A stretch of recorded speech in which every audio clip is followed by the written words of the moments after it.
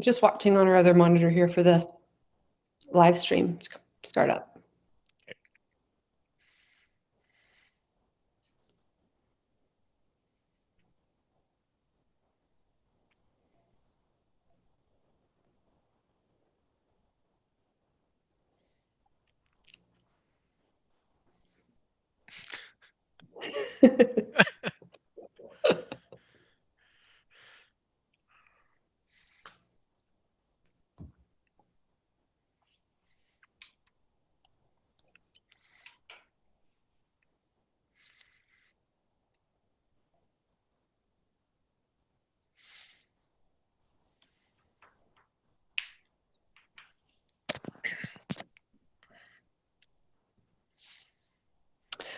Oh, I see in the chat that it says that awkward moment when we don't realize that we're live. Sorry, guys.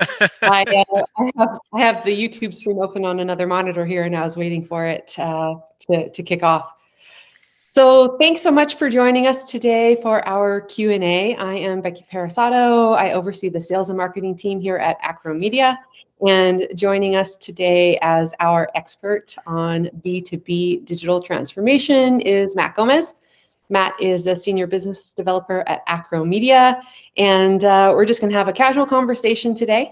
You can expect to have some top-level questions answered. Of course, feel free to throw your comments into the chat and let us know if you have specifics that you want to dive into. So Matt, tell us where we're headed for the next 45 minutes to an hour. What do you want to cover off today? Sure. Thanks, Becky. So, yeah, what we're going to cover off in a fairly plain English manner, so not using a ton of jargon if we can help it, is what it looks like for for digitizing or digital transformation, or see, I'm already in the jargon, for moving your products and your services online for B2B businesses specifically. So we'll be covering a bunch of subjects around that, some of the typical questions that we get asked during our consults with B2B companies, because B2B is, as we know, anyone who's in it, is very different to B2C. There's many differences to B2C for B2B, but there's lots of consistent pieces across B2B. So there's lots of lessons to be learned from other B2B companies, even if they're in completely different verticals. So we'll go through some pieces today and take any questions if and when they come. Great, awesome. I'm going to go into the very first question here. I've got a couple in, and I'm going to go out of order, so bear with me. Sure. I want to talk about what it looks like when you're planning a big move online and you're a traditional B2B company. How do you do this without disrupting current business operations? So where do you start when you're making a big move online? Yeah, so the start from a B2B point of view usually involves quite a bit of planning and kind of internal discovery amongst the stakeholders. So what we see consistently across B2B companies that don't already operate in a kind of an e-commerce environment online, which is the majority of them, is that there's hesitancy from usually the executive team around how we go online, what we go online with, what our technology looks like. And then that kind of leads into the next piece, which is what does the technology look like for your B2B company? One thing that's fairly consistent in successful B2B companies is that they have a ton of existing systems, and those systems, either manual or with technology, have usually been in place for a long time. And they're often quite bespoke or custom to that particular business and product set and services. So it can be quite overwhelming to see, what products are going to fit and how we're going to integrate what we currently have into new technology when what we're using is 20 years old. Or and then the other kind of piece to really kind of consider around, products can go online, services can go online. Training, all those sort of things can be online, but not all of them are necessarily appropriate for customers, especially with the different payment options. So we see lots of B2B companies still taking orders by fax, for example. Accounts receivable, net 30, all of those things are really consistent in B2B. How do they translate online? Which products are suited to a transaction online? And also the scope of e-commerce for a B2B company. Again, it's not the same as B2C. You're not buying a t-shirt and picking a variable of size and color. You're looking much more custom than that typically. And then there's the complexity around things like, bulk discounts, the relationships that you have with your with your clients. Do they have special discounts? Is there special taxes? Is there special protocols or fees or whatnot that's associated with products? So it's really it's quite convoluted. I know it sounds quite scary, but it's really sitting down with the stakeholders in your business, be it management, sales, marketing, customer service, and fulfillment, usually understanding how their processes are all running currently, determining how you can, or which pieces look to make sense to go online from a customer point of view, and then from there starting to assess what technology will meet those needs. Right. The Okay. the the big point I think to remember in B2B, and I've made this answer a little bit convoluted, but the big thing to remember is that you're taking your business decisions and then you want to develop technology to suit those, as Mhm. opposed to making your decisions based on what technology is existing out there. So yeah. So trying to fold in some of that existing business logic Hmm. into your tech and not fight with it. Correct. And what we see consistently across B2B companies is that there's established processes. Uh, you know, there's things like something that exists in B2B that doesn't typically exist in B2C is dealer networks, distributors. Mhm. There's a bunch of complexity. There's a bunch of kind of workflows that are, I'd say, custom to that business, but typically custom to B2B as a vertical, or as a set. So there's answers to that. One of the other pieces is that you can do phase development as well. So when we're Mhm. talking practically about the development process, it's not a matter of you turn one system off one day and turn the next system on the next day. There's Mhm. phases that you can do as well. So working with a good partner or consultant to kind of figure out what that phasing can look like, which processes can be digitized, which ones should remain manual, what the Mhm. cost evaluation is on those pieces. Uh, Yeah. yeah, there's a bunch of pre-planning, but the big piece is to maybe not start with a platform and then instead start with your business needs.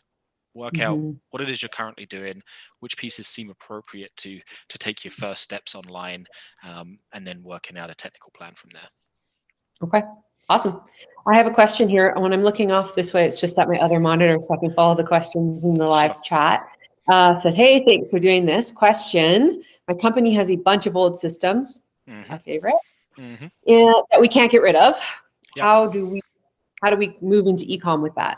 Okay. So there's I'll try and keep it not overly technical, but effectively, what you can do with most systems, whether they're old and ancient and custom, or whether they're new and shiny and spangled, is that there's integration points for systems to work together. So there are ways to integrate with existing systems. The issue you're going to potentially run into is in your platform selection. So let's say if you're looking for a traditional e-commerce service and you go with what's referred to as a SaaS platform, which is a software as a service, some of Mhm. those may not integrate well with an existing system that you have, because they're pretty Mhm. much a set feature set. So if there's an integration built for your system, then that's great. If there's not, you can potentially run into problems.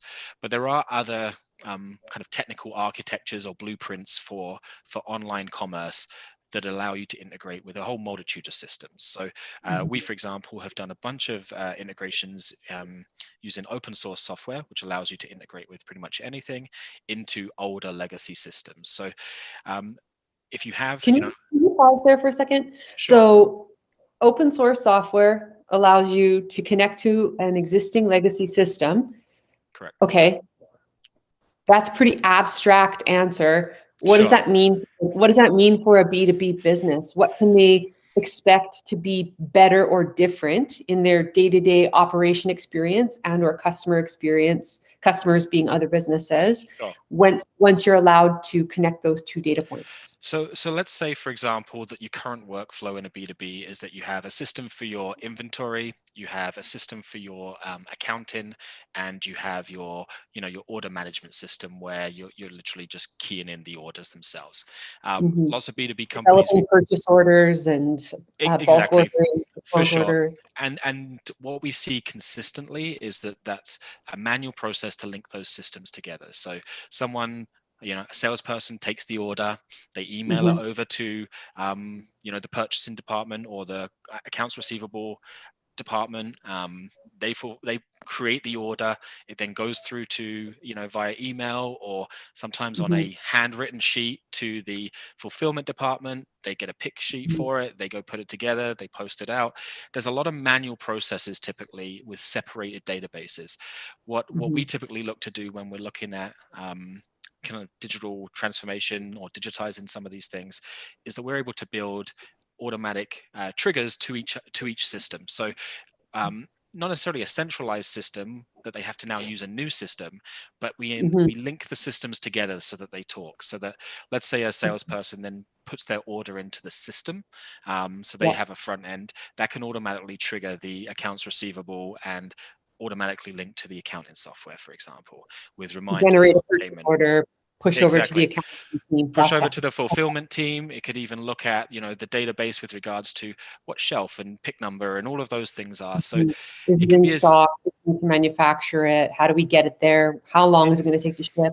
exactly right. And that's the thing, like when B2Bs are talking or thinking about, going online, being more digital, doing e-commerce, it's not simply a matter of like, oh yeah, we're going to allow people to just pay with a credit card online and purchase our products now. That may not even be a part of That's it. very rare. That's very rare, Yeah, actually, for that may not B2B. even be a part of it, and it often isn't. It's usually for a particular kind of product set. But what it is it's a much more larger thing that's just using the technology to enable your customers, and on a B2B side, usually your sales and back-end teams, to more efficiently take orders and fulfill orders. So The info gets in once and then it gets passed around through integrations as opposed to passed around by people typing it into their individual systems. Would that correct. be about accurate? Yep, Okay. that's accurate. So in its base form, that's some of the benefits that going more digital brings. It brings all of those efficiencies. It eliminates mistakes. It increases speed of processing. But then what you also get on the front end is those kind of value adds of being able to provide personalized service and recommendations and upsells and all of those sort of things in a potentially digital fashion. Okay, awesome. I have another question coming in here for you in the chat. It says, no one on my team knows e-commerce. Should we hire a developer? You should maybe bring on some help. Hiring a developer itself maybe isn't the answer.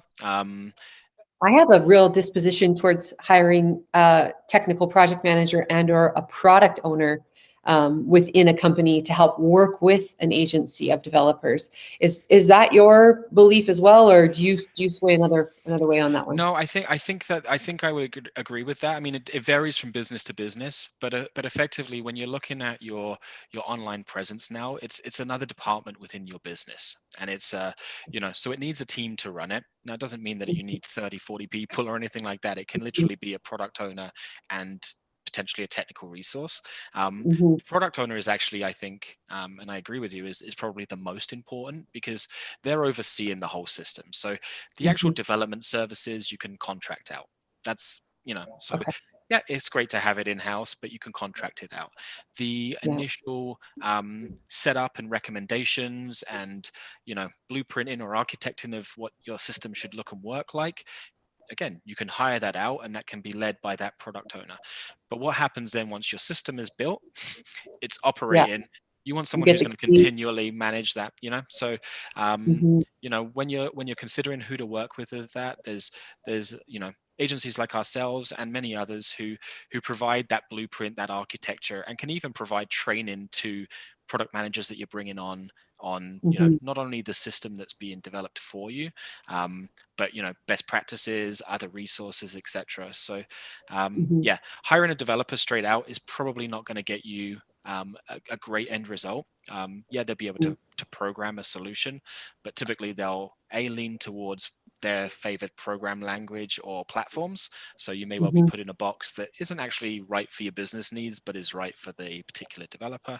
And also developers, it's that whole thing where you see a job description for, and you guys who run B2B companies probably don't see these, but we see them all the time in tech, where it's like, hey, we want a developer who can develop on this platform and this platform and this, speak this and write code. Sorry, I should say not write, speak code in this language and this language. And it's like, yeah, you actually need 5 guys. Like, it's very specialized that's a development. unicorn. It's a unicorn. So, That'd be great. If you can find right. them, let us know. So, to get the most bang for your buck as a B2B company, if you're looking to embark on a digital transformation, I don't like using that word, but it's the easiest way to kind of explain it, Yeah, if is you want to move B2B online.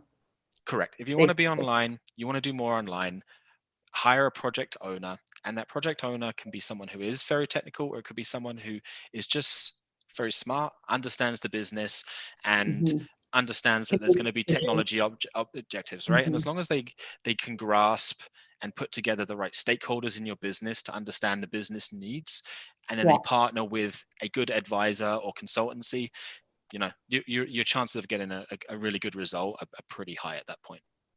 Okay, awesome. I have another question here. It says, our customers can't buy our products with a credit card online. How do we complete an e-commerce project? We covered that, or do you want to dive in a little further on that? Yeah, I can dive in a little further. I'll try and be less long-winded as I am on most of my answers, though. So that's pretty typical in B2B.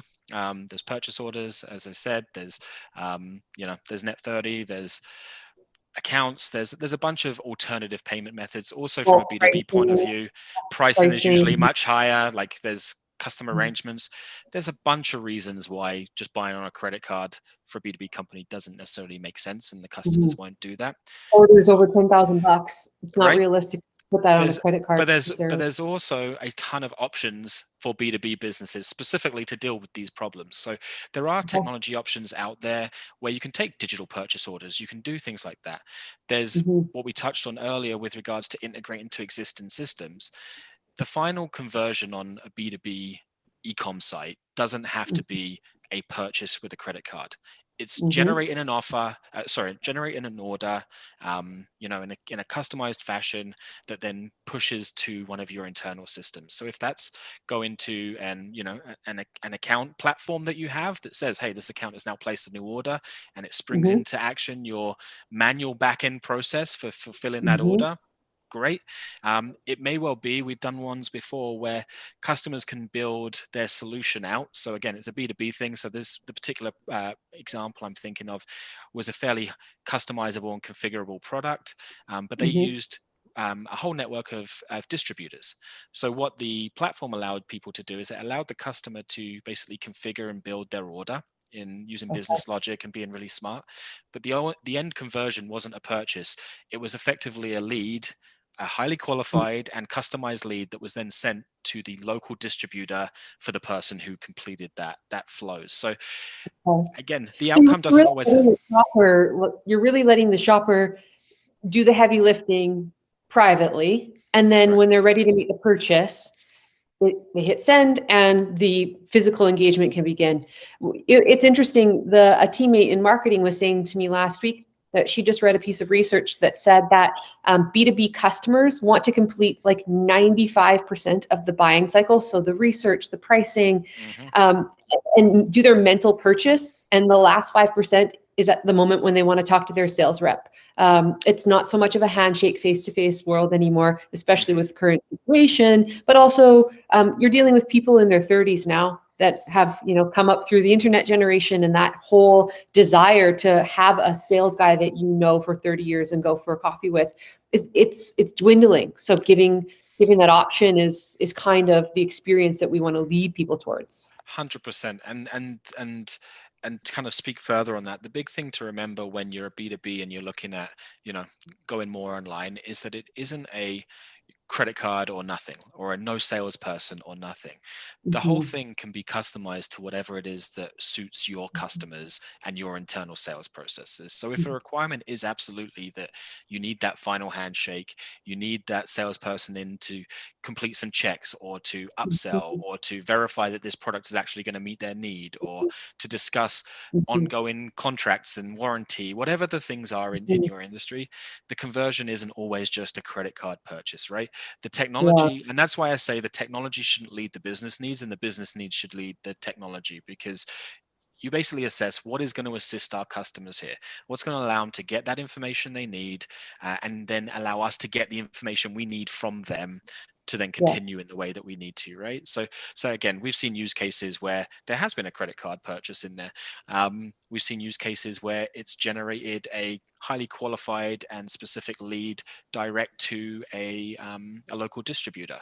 We've also seen cases whereby the system actually is both front facing and used for customers, and also used as a sales device for the sales team. So the previous, and this is me going off on a little tangent here, but it's an interesting case. So we've had clients whereby their sales process was that they would meet with the business, and they would discuss the custom requirements for their service. They provided, I'm trying not to name companies and give specifics on the products here, so I'm skirting around a little bit, but effectively it was a custom setup of multiple devices and kind of different things that's specific to a particular business. And their previous workflow was that a sales guy would go, he would talk with the owner, they would work out the specs, and he would then email those to a quoting department, who would then generate a quote that would then come back to the sales guy. The sales guy would then meet again with the business owner and work through the pieces. And the whole turnaround was like a 3, 4, 5 day process. Now, it wasn't terrible, but it wasn't efficient. And what we helped them design out and develop effectively was using business logic. It was an online tool whereby you put in certain data entry points. So in this particular case, it was square footage, it was number of kind of entry points that you needed for this particular devices.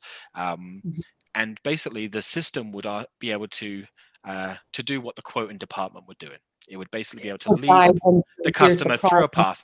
So let's say, okay, you're 4,000 square feet. Well, we know in this instance, then you're going to need, 5 of the devices and a router to control them. And it starts to build it. And knowing that you have 5, okay, well, this is the support package you'll need. Boom, boom, boom. And effectively, the quote was built instantly, and it was using a ton of business logic, as I mentioned, to build that. And what we found in that instance was it wasn't purely a tool so that a customer could go on and create their own instance, but the sales team could now go and they could sell and close immediately because they had the tools to generate those quotes there and then, and they saw an upkick in sales, not only direct from kind of their customers, but through their sales team as well. Because again, the sales team were able to take that kind of face-to-face or virtual meeting currently and be able to get to pricing quick whilst they were in the flow of the conversation, while they had the prospect kind of hooked and interested and whatnot. So again, use cases for B2B are non-standard compared to B2C, but use cases for B2B are quite consistent across B2B. Yes, I know that's interesting. Everybody thinks that their company is too traditional, too archaic, too unique in the B2B world to digitize, whatever that means. And then we get in there and we realize that it's not a flick of a switch. It's incremental planning. It's what is and isn't worth going digital with. What are you going to get the best return on, and in what order should you let it flow? There's never been a case where we've turned somebody away and said, no, you're absolutely 100% a brick and mortar, hands-on only. I've never seen that. Have you? No, I haven't. And what we find also is that approach of kind of a phased, stepped approach, where it's using jargon again, but it's kind of like that minimal viable product. What are the products or services which you can digitize first? Judge the kind of success about that, get some customer feedback, and then maybe now actually we can add this piece or integrate this system. That phased approach. Through that, they always realize that, hey, we're B2B 100%, but we have these 20 products that we would also love to just sell direct to consumer, so B2C or D2C. And they've never had a way, because do you walk up to their warehouse or do you walk up to their office? You can't do it. Right. But they have this small suite of products with an individual SKU, and they have this whole potential second revenue stream, but they've never had an outlet for it. For sure. And that's often part of the plan. We see that fairly consistently, to be honest, especially companies that sell, for example, I'll use a kind of an example here with the product. So let's say you're a cleaning supply company, and your big ticket items like your big mechanical floor cleaners that are multiple thousands of Mhm. dollars, etc. Those purchases aren't being made through the website. But you know what No. is? The fluid to put into Yeah. those machines. Consumable. Just these basic kind of items, and you can set up those systems in multiple ways, right? So you can have it where a customer can just come on an ad hoc basis and purchase that. You can do it where Mhm. they're on some sort of subscription whereby they're getting a certain amount each time. You can have it Mhm. where they're just getting reminders. It's been a month Mhm. since you last bought the Or fluid. their sales guys Oh, getting the reminder. exactly. And Mhm. we've done that also, whereby those reminders can either go direct to the customer, or they can go as a flag to your sales team to say, hey, you should give this guy a Mhm. shout. It's been 3 months since his last purchase of fluid. We know he only Mhm. bought the machine a year ago, so they're likely Mhm. still using the machine. Check in Yes. with them, right? So Yeah. again, it's completely non-standard to B2C. Yeah. But there's lots of ways to use that technology for B2B companies that don't Mhm. simply mean a credit card purchase, right? Yeah. Enable that growth. Mhm. We have got a couple questions piling up here, so I'm going to hop on to the next Okay, one. It says, I'll try and be quicker with them. I don't believe you. Our upper managers want to be quite involved with our innovation, but they aren't very technical. Okay, that's Yeah. really typical. Any advice on how I can get an agreement and still look good leading on our project? Yeah. So looking good on projects is always important. So Yeah. what we find is that, yeah, that's a completely typical use case, in that, there's a reason why you're not already online as a B2B Yeah. company, and it's because there's been a lot of hesitancy, a lot of belief that our customers don't buy that way. Um, you know, COVID hasn't changed that. It's just accelerated the need to, and people's comfort level, right? So everyone is now Mhm. doing some element of, whether it's banking or shopping or whatnot online. So B2B is natural that it's now kind of, that curve has been accelerated for them. So engaging stakeholders, I'm a little biased. I'm I do this consultancy, Yeah. but there's ways to do it whereby you can engage them, you can assess their needs, and effectively then build out a solution that they have been involved in whilst being completely non-technical, right? Okay. And the way that we typically do that as an agency is that we work with the product owner, so the guy who's trying to bring a great The product change. for their company, the Mhm. change maker, the guy who's going to get the big promotion if he brings in a really successful new business revenue stream. Um, Mhm. we work with them, and where we typically start is with things like stakeholder interviews. So Mhm. understanding what each key person in your business or department is looking to get out of this. Mhm. Then Mhm. assessing, because the goals will vary, and it's important to know if the CEO is going to foot the bill for a large digital transformation, what Mhm. he expects from that. Is he expecting a growth in business? Is he there simply because his competitors are there and he doesn't like that they've got it and we don't? And Yeah. there's a bunch of different motivations, and the motivations will be different from department to department, right? Mhm. So, Mhm. and it's not always positive, right? So if you're thinking about from a sales point of view, well, sales may be pretty reluctant or obstructive around the idea of having a system that they think may well replace their role, right? Yes. But by engaging with them and talking with them, you can look at actually what are the core things that you can solve for them? What can you help them with?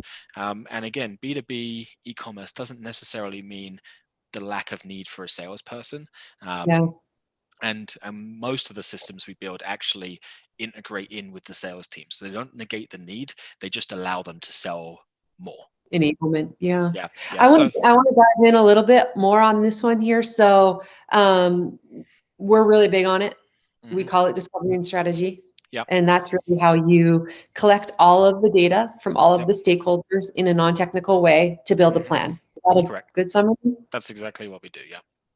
Okay. So can you give us a hint of actual activities that are conducted during that process, Sure. and the artifacts that come out? So out of that process, you're not getting code, but what are you getting through going through those steps? Correct. So the long and the short of it, and I'll dig in a little more detail, is that what you're getting out of it at the end is effectively a complete. You think the blueprints for a house. When you're building a house, you don't just start with a builder coming in and starting laying bricks. Like, you're Mhm, going to run mhm, into all sorts of problems when you realize that the laundry should have been on the other side of the floor plan, and then you're having to mhm. rip stuff out But and build again, I- right? So what we do is we effectively build the blueprint for a successful house, for a successful site or platform, right? how long does that take for a customer that's, let's say, between 25 and 250 million revenue a year? Yep. How long is the blueprinting process? Okay, so that's not it's not quite a how long's a piece of string, but it's usually a 2 to 6 month project. What And creates the variance in so those what in that? typically the sole thing that creates the variance in truth is access to stakeholders. Okay. So on our team, we have a bunch of subject matter experts. We do this day in, day out for a multitude of B2B and B2C companies. So we have a really good grasp on solutioning once we've diagnosed what the business needs are and what Yes. what that looks like. So for us, the thing that creates the variance in time to execute is that stakeholder discovery part of it. The strategy part is Getting quite straightforward. feedback. So we get feedback because you got to remember what we're discussing with companies is obviously high level business strategy, business goals, business needs, but we're digging into the nitty gritty of what are all your products, what are all the other services you run, do you provide warranty, do you Mhm, provide training, do you provide support, what systems do you currently have in place for that, what do your mhm, accounts look like, what do your customer profile look like, do you have any of that scoped out, do you need help with determining what your client profiles are, what mhm, sort of metrics do you have existing on recurring, or like we dig into everything and then we go into the back end. What payment gateways do you use, what payment mhm, options do you provide, how many of your mhm. clients use those, have they expressed any other desires, right? And then we're Yeah. looking at things like, we go all the way to your fulfillment and your inventory. Who does Warehouse, your shipping, tax. warehousing? Is it split Yeah. across multiple locations? Do things need to come from certain places? What's the most Mhm, efficient way to send them out? Taxes, as you say, tiers mhm, of discounts.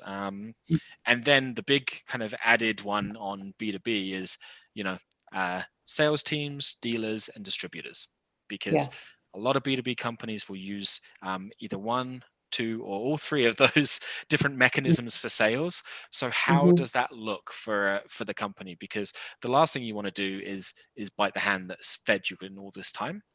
Absolutely. How do you You're enable a them? successful business already. So how do we provide tools and services that enhance their experience and allow them to sell more, whilst not having them feel threatened by that, or Mhm, mhm. so Yeah. there's a bunch of pieces, and we go through all of that, right? And we're working So, through one right now, for example. So we're currently engaged with their customer service department, their sales department, their operations department, their marketing department, and then the kind of the executive team. And mhm, when we're talking about products, we're talking with a certain subset within that group. Then when we're talking mhm, about what they're currently doing for marketing, okay, what sort of data are they currently collecting? And sometimes the answers are really short. Yeah, mhm, we don't have a system for that.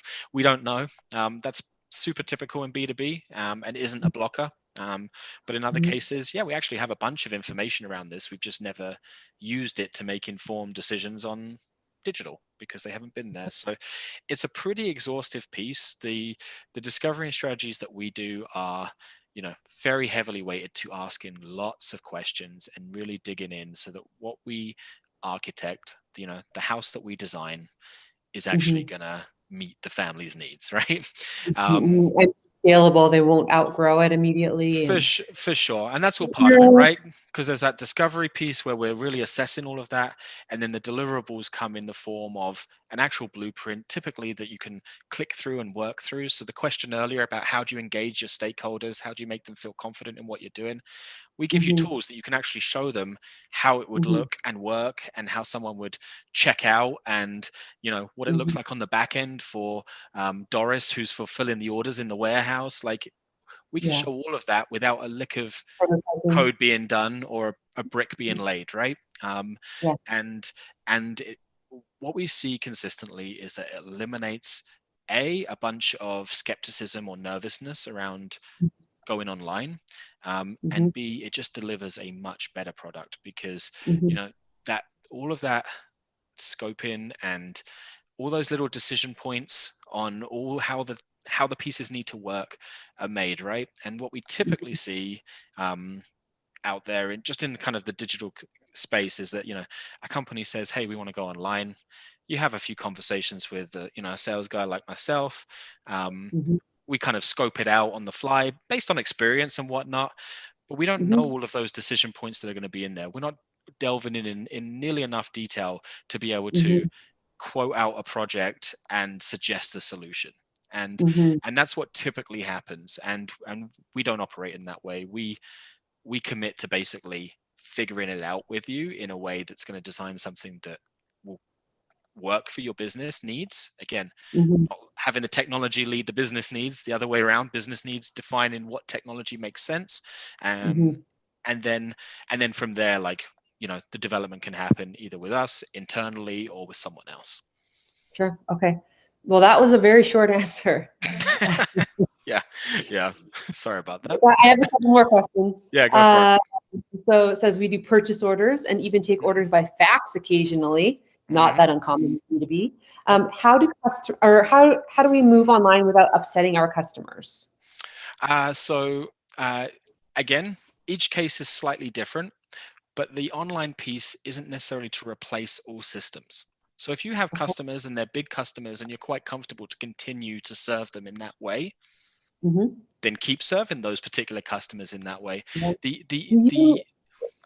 go ahead. Do you ever have clients that you work with where they have their customers involved in a project at all? Is that? Oh yeah, yeah. That's actually fairly typical. Okay. And again, what do they use them for? How do they participate? Well, we do things like customer interviews. So it's exactly the same. They're just defined as another stakeholder in the project, frankly. So when you're looking at management, sales, customer service, we're looking at actual customers as well. And the insights that you get from that can be really, really enlightening sometimes. Assumptions can really be tested. I remember one particular project we did where, and I was heavily involved in this one, so I can speak on it easily. But we had I know I can talk about the product on this particular one, but it was effectively a marketplace and a tool for agriculture and farm businesses to be able to kind of sell to other businesses and to do distribution and all that sort of stuff. And what we did was we went through the discovery and strategy. We got the business requirements, needs from all the departments. We built out the visualization, so the blueprint that you can click through and work out. Yep, the prototype. Again, no code being down. And then we actually went to a group of potential customers, so farmers in this particular instance, and we said, hey, okay, so if you were to do it, this is how it would work. Have a go at it. And they clicked through, and all sorts of insights came from that. So little tweaks that we made, even something like I remember one that was really, really kind of stuck out as just like, yeah, this is why we do this, whereby the order thing that was generated, so restaurants and stores and things would place orders, and then the list was just a list of orders, so they could print off and download the list of orders, but it was done in an ordering of order 1 is this, order 2 is this, order 3 is this. And what they needed was an additional function to be able to set the order to group them in products. So it would be like, hey, we need 500 pounds of carrots total. Now they'll be split across multiple orders, but rather than having to go 50 here, 20 here, so there's little things that are really specific to certain customers. So engaging them at that point to kind of really make that experience just a notch better. Pretty common for us and super valuable. Okay, awesome. One more question in the chat here. It says, our company has highly configurable products with multiple customizations. Is e-commerce even an option for almost custom built products? Yes. And again, but it's that definition of e-commerce, right? So credit card payment at the end, maybe. Like in some cases, yes. In some cases, no. I can think of an example here where we had a company who they produced all-terrain vehicles. So, kind of the 4, 6, and 8-wheeler kind of quad kind of style off-road vehicles. And they had a distributor network that sold them, but they wanted to provide a centralized system for people to get excited about them, to configure them, because they seem like they're out of the box. They're completely configurable. You put the particular rack. Exactly. You put the particular bull bar on the front, you put whatever racks you want. Do you need this type wheels? Like super configurable. Cars are another example just in a B2B space, B2C space, sorry, whereby like You know, You want to you build your car. what color do you want it like? And Mhm, but you can build out systems whereby the customer can go in, they can configure, they can assess, they can even price if your pricing is fairly standard. We built this mhm, system actually that the first gate that someone went through when configuring a product was to put in a bit of basic information, and one of those being location. And that meant mhm. that even the prices that were configured were accounted for in that particular sales location. Oh, So the taxes were slightly different, the product offering was slightly different, okay. but effectively the customer could go in, configure their product, and the conversion on that wasn't that they bought the product. The conversion on Mhm, that was one that I kind of discussed earlier, whereby the order or the quote or the lead was sent mhm, to a local distributor. So mhm. not the So by the parent time you company. put it in their showroom, they knew all They of the had options. they had everything. They even knew what number the person had been quoted, right? And that lead was sent not only to the distributor, sorry, to the dealer, but it was also sent to the head office. So then the head office were able to follow up again with the dealer and be like, "Hey, did this guy come in? Did he convert? Like, what does that look like? What else can we provide you, etc." So again, there's lots of ways to do it. B2B often is more custom than B2C. Mhm, Pretty typical, but again, it's getting out of that mentality of like, well, someone won't buy our product with a credit card, or our products are too complicated. It's very rarely the actual case that you can't do it online. It's just, what mhm. is that end goal? What does that conversion look like? And that often differs in B2B compared to B2C. Okay. All right. That's all the questions that we have in the live chat stream. There's one more question that I wanted to ask you about directly, Sure. and it's really surrounding personalization. Hmm. So personalization is a buzz term that we all hear. Sure. Personalization means showing each individual customer a shopping experience that is unique to the creepy data that has been collected behind the scenes about them. Sure. How does that work? Is it possible for a B2B customer? So let's think of a very specific use case. I am an auto parts customer Sure. and I am logging into the wholesaler's website and I'm going to make my purchase order and stock up on the basic consumables. What's going to be different for me in there or create more conversions Yep. in that experience through personalization? Sure. So in that example, there's some really basic personalization that can come with just leveraging the existing account data you have. So knowing what they typically order, for example. So if they Mm-hmm. consistently order, you know, a certain type of body part or a certain type of oil, or That's an industry that you know you know, nothing about. is it becoming clear? Just, just But if there's a, a typical kind of order that they're putting in, then Mhm. pushing that as a custom piece as soon as they come, looking to reorder. You can look So at marking other. the product behind the scene data-wise as consumable or disposable, so that next time that I come to visit, I know, hey, they go through on average 500 spark plugs a year, as an example, Correct, or correct. this many quarts of oil. Okay, gotcha. And there's multiple ways you can do that, right? Like I see it all the time. I order my groceries online, right? And it's my frequently bought products is the first things that are promoted to me, and I just go Yeah, through that list. Yep, I always get the this juice, this blah blah blah. It's the yeah. exact same premise, right? And that's a fairly basic piece of personalization because it's using existing customer data, Mhm, and going from there. You can then start to expand that, so you can extract information from that customer data. So let's say that they typically only buy parts for European cars. So they specialize in European vehicles. Well, then you can cool. start to promote new products or products that are on special or all those sort of things based Mhm, on the data to say, hey, this is an even more personalized experience for you, right? And then from there, even regional, right? Knowing where they're from, all of that sort of mhm, stuff. There's certain promotions and whatnot that can be pushed. And that's all fairly basic personalization that can happen on most sites without any real kind of expensive snazzy software. That's just using your existing kind of data, right? mhm, But you can go the whole gambit all the way to, you know, and I don't know how it applies so much in the in this particular example, but using, data on what else they've been looking at online, what other sites have they been looking and price checking against, mhm, what is their, their typical habits online, all of those sort of things. You can start to present even more personalized mhm. experiences.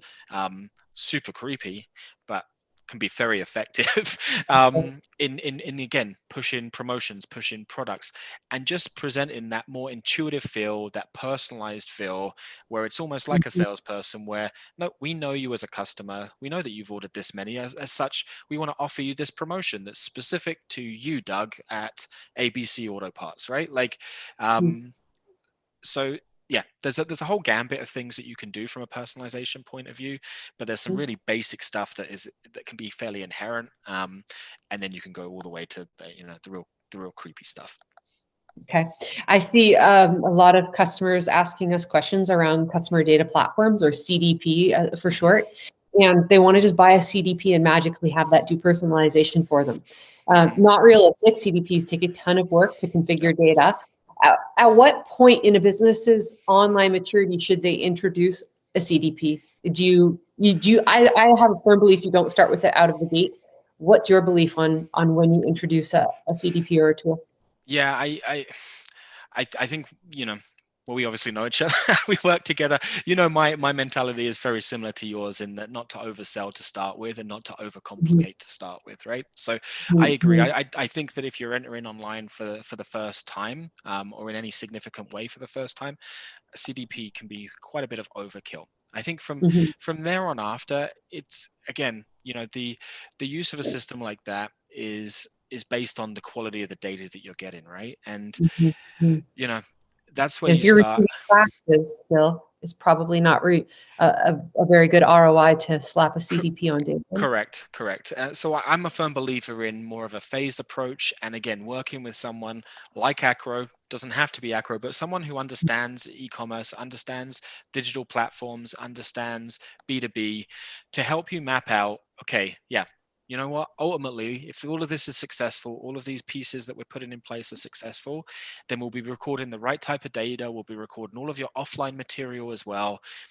At that point, maybe a CDP makes sense. But the coming in again with a wish list of, hey, this is the system we need, this is the system we need, this is the system we need, can often be overkill, right? So I think in the example of a CDP, but also in the example of a CRM, a customer relationship management software, or ERP, like I'm throwing out the terms that may or may not be familiar with people, but there's a bunch of software platforms and tools that are out there for managing effectively data in the form of customer data, account data, fulfillment data. There's a whole plethora of tools out there, and the importance of doing a discovery and strategy like phase, where you're really understanding what your business needs are first and where you are today with the systems you have, is key.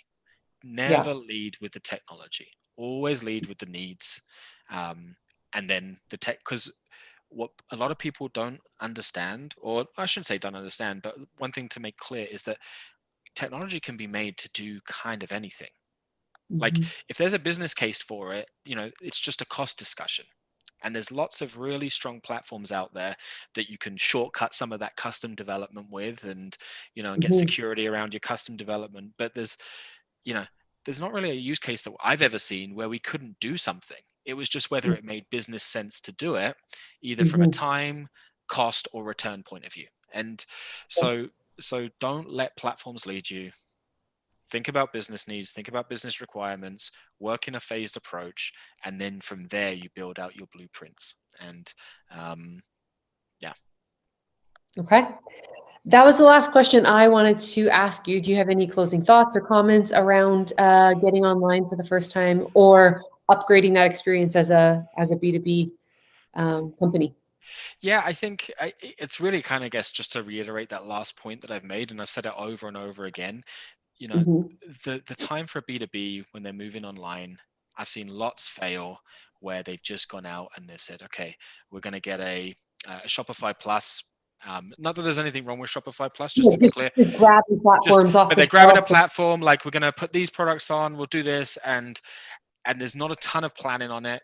looks Yeah, great, bottleneck, like, workaround, bottleneck, right? workaround. And I see it all the time, and a good portion, as you know, of the kind of the clients I work with didn't originally go with us. They went with someone else because they got a full price immediately and like a solution architected after a few sales Got a calls, warm and fuzzy, yeah. and they always, or they always overrun on either cost or time, Mm-hmm, or they don't quite meet the business needs, and very mm-hmm, often they come back and then they have to spend again, right? So mm-hmm, I guess the final point is that with B2B, especially with the stakeholders that are often involved and the non-standard operating procedures that you'll have, whether that's the products, whether that's your accounts receivable, whether that's how you fulfill, whether it's dealers or distributors, is to really put the time and energy into planning out and working on the blueprint prior mm-hmm. to building anything. Yeah. Um, and that's going to set you up to succeed. And if you don't succeed, at least you have all of the rationale as to why you made the decisions you made. so, so if you don't get that promotion as the product owner, you at least won't get fired. Well, what a terrible way to end this call. Right? All right, I don't see any more questions in the chat, so I think we can wrap up. So thank you, Matt Gomez, Senior Business Developer at Acro Media, for answering all of our questions around B2B digital transformation. Again, I'm Becky Parasato, leading the sales and marketing team here. If you want to get a hold of us and dig in on your specific business, have a few consults and understand what your options are, you can track us down on acromedia.com. Thank you, guys. Take care. Bye.